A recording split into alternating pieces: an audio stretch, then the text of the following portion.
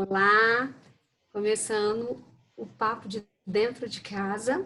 Estamos aqui, eu, Cíntia e Vera, para a gente falar a primeira pergunta que nos chegou, né, Vera? Isso, Cíntia. A gente vai conversar hoje um pouquinho sobre os impactos desse isolamento social que nós estamos vivendo. A gente sabe que os efeitos da pandemia, eles atingem as pessoas de forma individual, de acordo com o contexto que a gente estava antes da pandemia. Mas uma coisa que ninguém duvida é que o isolamento, ele atingiu todo mundo. Direto ou indiretamente, ele trouxe uma mudança nas rotinas das famílias, das casas, né? E a casa, de repente, virou escola, virou trabalho, virou clínica, aquele monte de gente misturada e junto também as emoções.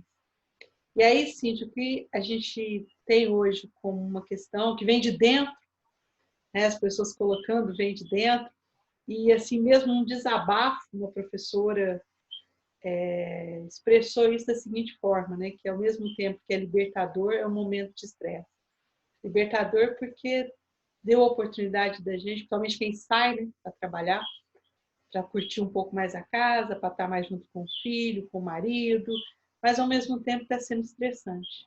Desempenhar tanta coisa, fazer tanta tarefa, dar conta de tudo. Então é isso que está vindo de dentro, como um desabafo. Né? E é isso que a gente vai tentar hoje compartilhar. Vera, na minha opinião, não tem como dizer, ser poliana e dizer que é um momento maravilhoso. Ele não é para ninguém, né?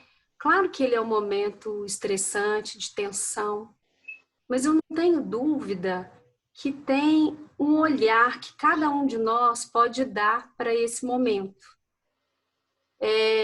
Eu acho que a primeira coisa, se eu puder dar uma dica, não sei se eu posso falar disso, mas é uma coisa que eu tenho colocado aqui para mim, mesmo no meu consultório, né? A gente não precisa dar conta de tudo. Então, eu acho que isso é importante. A gente não precisa dar conta de todas as tarefas, porque são muitas mesmo, né? Muitas. Então, essa pressão, ela intensifica ainda mais esse momento. Eu acho que isso é uma Querer dar coisa... conta, né? Ter que dar conta, ter que dar conta. Uhum. Eu tenho achado interessante algumas escolas, inclusive a escola do meu filho, ela colocou agora um período de férias de uma semana. E eu achei tão interessante porque realmente os meninos precisam de férias, os professores precisam de férias, os pais precisam desse intervalo, né? Um momento muito novo, que ninguém sabe o que fazer, está todo mundo aí inventando, reinventando da melhor forma possível, eu percebo isso, professores, diretores, o que fazer, como fazer, e dar um intervalo para que todos possam dar uma parada. O que eu percebi também, Muito Cíntia, desculpa te importante. interromper, e aí trazendo também de dentro, né? Eu acho que no início a gente ficou todo mundo, assim, pelo menos, né, aconteceu comigo e eu ouvi com pessoas próximas, esse estado parece que parou, né? O estado de férias parecia que estava entrando, mas ao mesmo tempo com uma agenda para ser cumprida. Então, assim, Sim. essa alternância ficou uma coisa meio mesclada, dias úteis com finais de semana. Então, assim, quando você fala dessa coisa de decretou as férias, parece que a gente colocou um ponto, né? Um ponto. Então, nós estamos em férias agora. Porque antes a gente não estava, a gente estava executando tudo, só que num ambiente diferente. Né? Sim, Sem conseguir organizar muito bem essa questão da rotina. sim. E assim, uma coisa que eu escutei também, eu achei muito interessante, de um adolescente que eu atendo. Todos os dias ficaram iguais. E a gente precisa diferenciar isso, né? Nós, psiquicamente, nós precisamos nos organizar com uma rotina. É muito importante levantar pela manhã, tomar banho, trocar de roupa, ter uma agenda, né? Uma agenda de...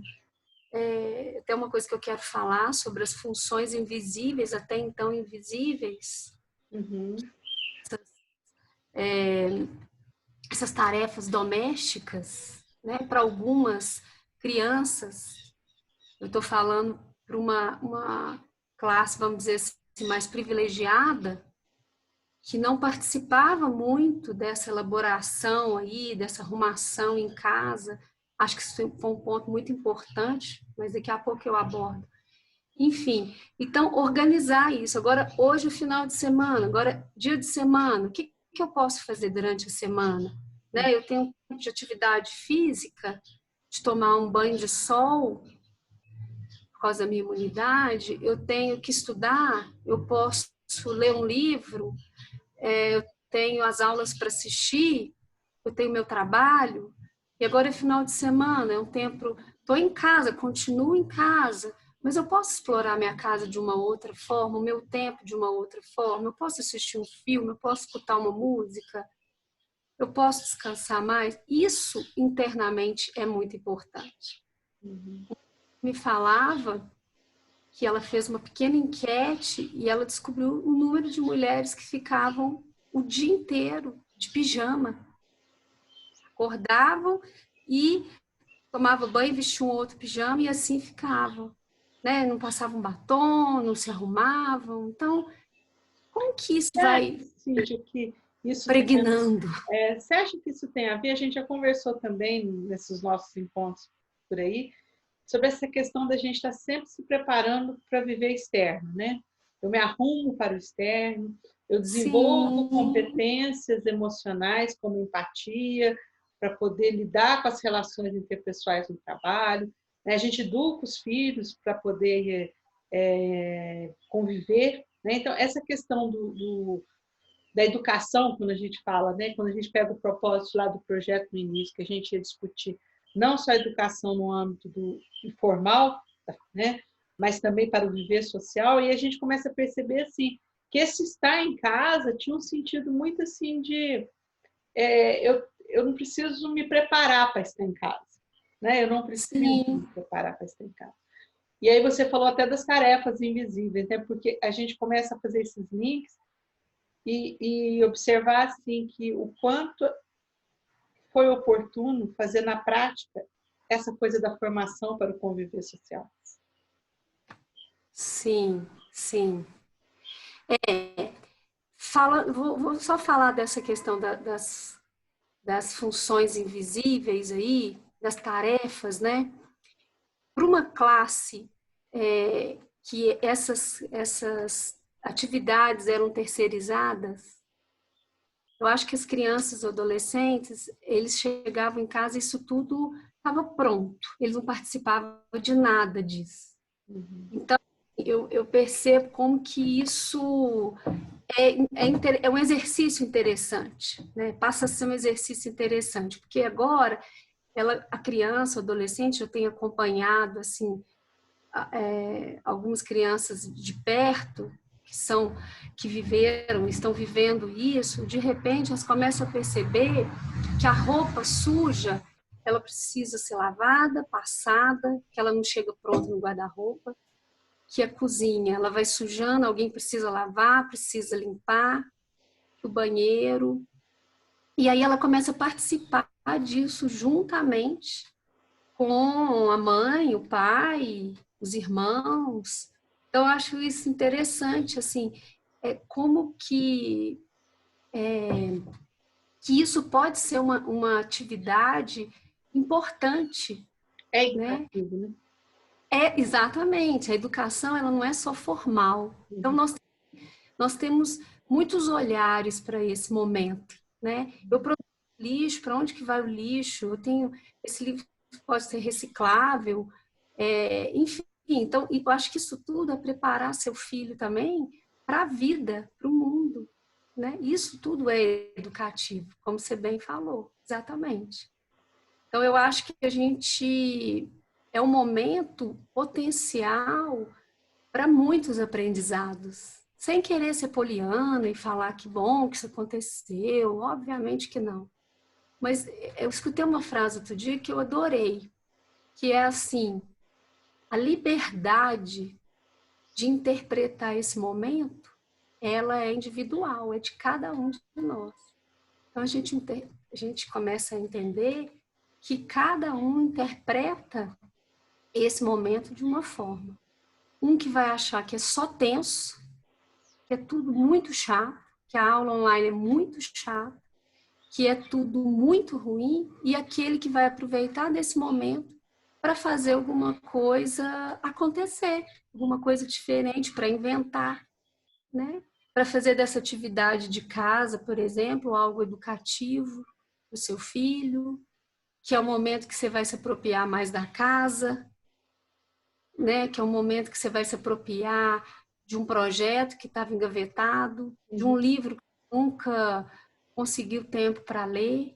Enfim, cada um vai inventar de uma forma, não tem receita, não tem esse negócio de receita. Vamos meditar, vamos fazer exercício físico.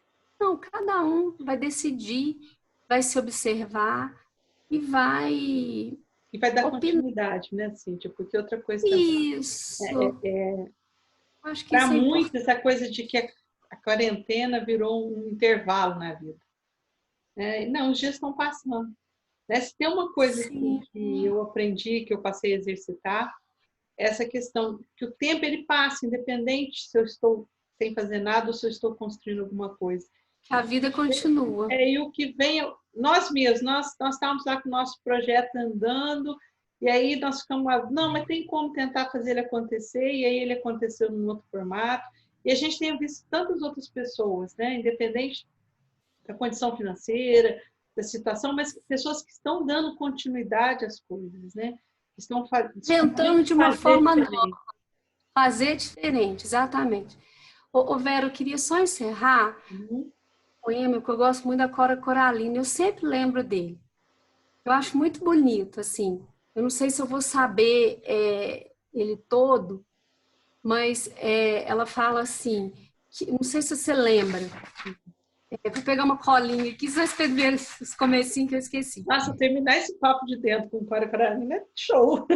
Não é? É show. Mesmo quando tudo parece desabar, cabe a mim decidir entre rir ou chorar, ir ou ficar, desistir ou lutar, porque descobri no caminho incerto da vida que o importante, que o mais importante é o decidir. Então isso para mim, eu sempre lembro disso, né? Eu tenho a decisão, essa liberdade, né, de interpretar esse momento, ela é minha. Eu posso fazer disso o que eu achar melhor. Ou chorar, ou inventar alguma coisa. E se chorar também faz parte, saber sorrir depois. Chorar também, claro, em alguns momentos, sim, sim, claro. Pode chorar e pode inventar, não é? Que bom, Cíntia, que gostoso. Então Uma vamos delícia. terminar esse nosso papo de hoje. Sim. E a gente volta no próximo vídeo com uma outra questão. Tchau, tchau. Ok. Tchau, tchau.